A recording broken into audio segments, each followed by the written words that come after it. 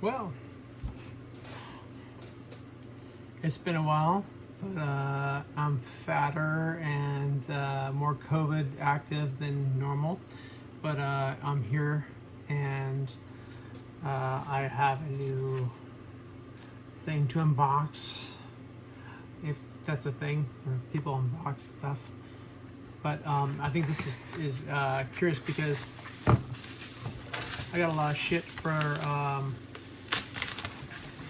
unboxing a Leia poncho, as you all know, and I always look for figures that I don't have in my collection that are loose, and I look for, okay, so what, sorry, that's my Galaga game, but I always look for, so what's the normal selling price of a loose figure that I don't have in my collection?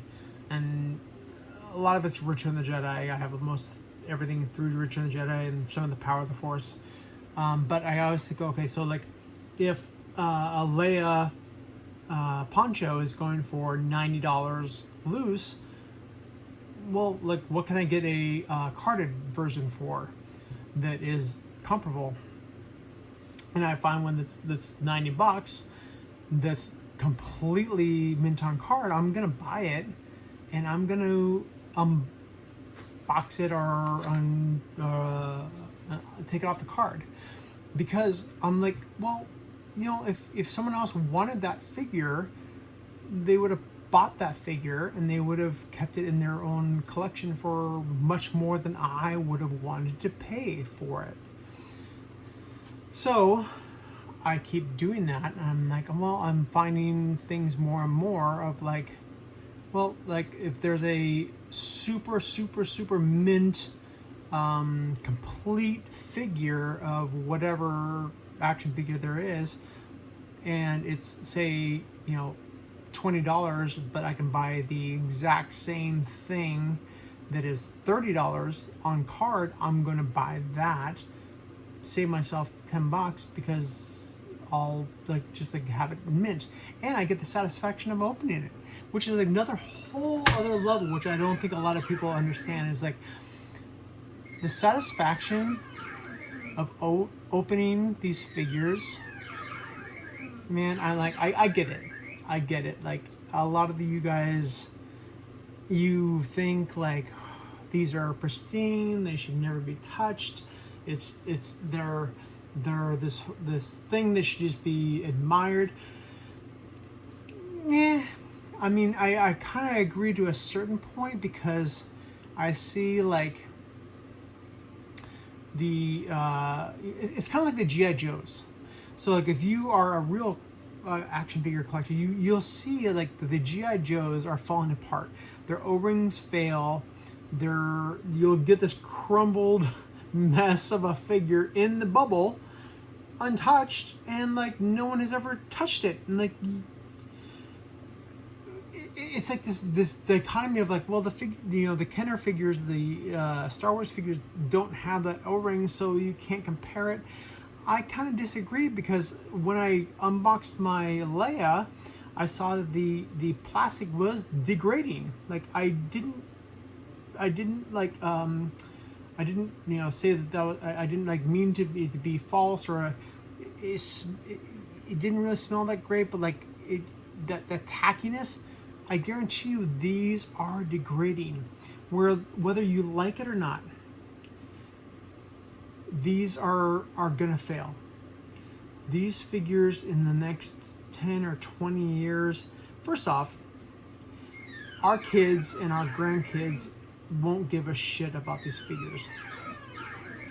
Regardless of that, these figures are not going to sustain themselves. They're not going to keep being the way they were.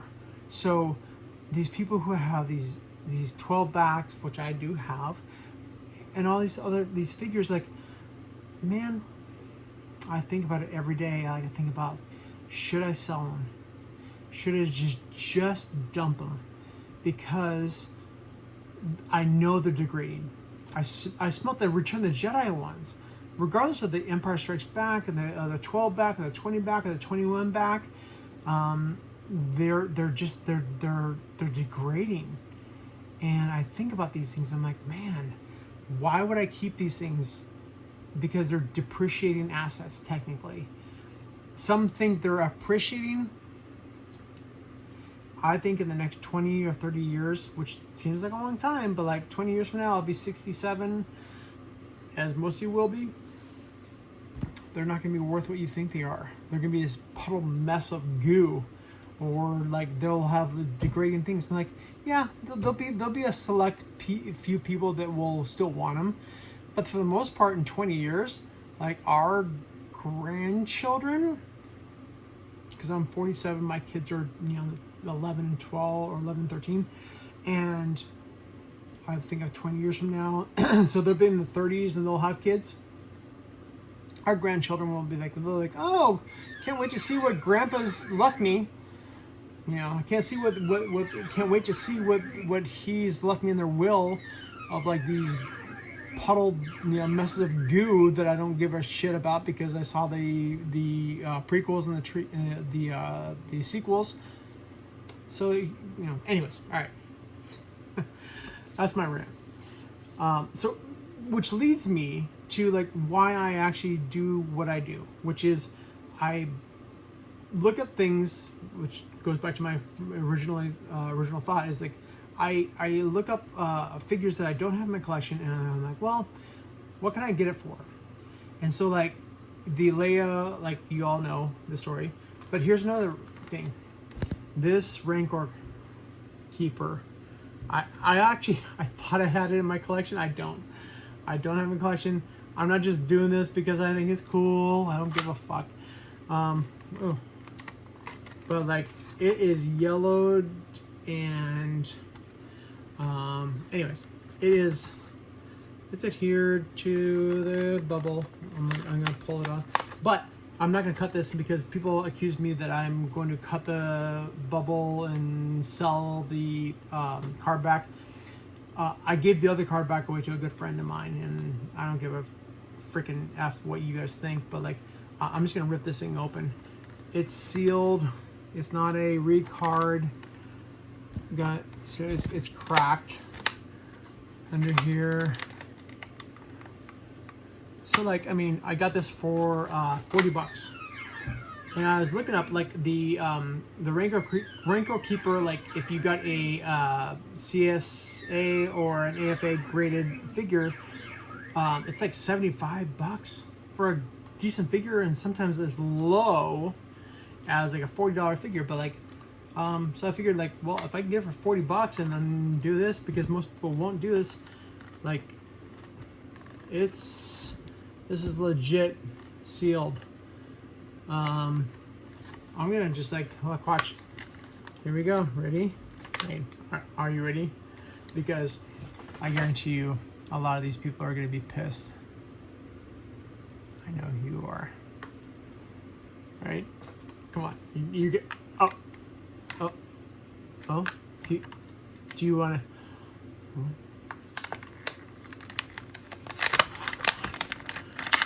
You want it. Oh.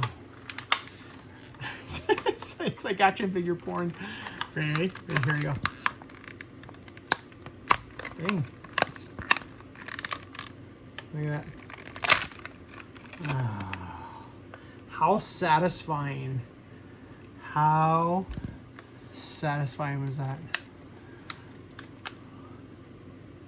I'll give this away. It's pretty fucked up, but like, yeah. But here we go. Look at this. Oh no! I'm balancing this on my remote control ROTJ. But here we go.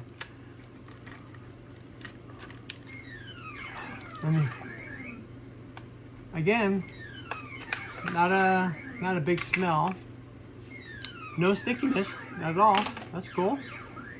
Oh, look at that. Look at that. First released from the bubble. Oh, and, wow. wow, you know, honestly, like, I don't remember having this figure when I was a kid, but I'm pretty sure I did. And I didn't know that that just popped up. I would have figured there was a key in here. Like, I know, honestly, I didn't research this figure, but like the fact that that just slips on and off is interesting. I must not have had this as a kid, because this doesn't register to me as something, because that's very like 90s rubber, you know, like something that's actually, that's pretty cool. So here's the his gaffy stick. Sorry, I got instant message.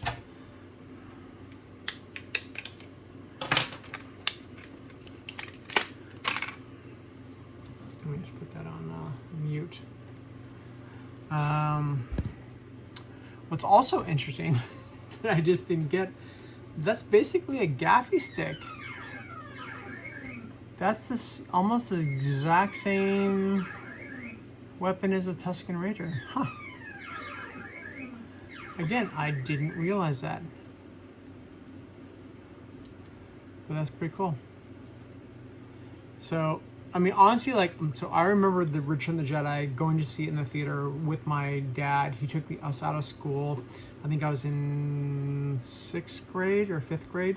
And I remember him taking us out of school early to go see it. I also remember Empire Strikes Back. We saw it in Seattle. And I do kind of remember Star Wars in 1977. I was only 4 years old, but I'm pretty sure we saw it at a drive-in theater in Seattle as well. But I do remember Empire Strikes Back and Return of the Jedi 100%. Star Wars is kind of muddled. But yeah, so that's pretty darn cool. Like, I didn't realize several things about this. I must not have ever had this figure, which is funny because I had a lot of the last 17. I had the Stormtrooper Luke. I had R2-D2 with the lightsaber. I had Lando General. I never had the B-Wing, but I had a lot of the last 17. So like, it's interesting that I may not have ever had him, or just not have played with him that much. But regardless, anyways, you saw me destroy a vintage figure. Boo hoo. I'm sorry that I enjoy these figures, and luckily can afford to do it. Anyways, you know who I am.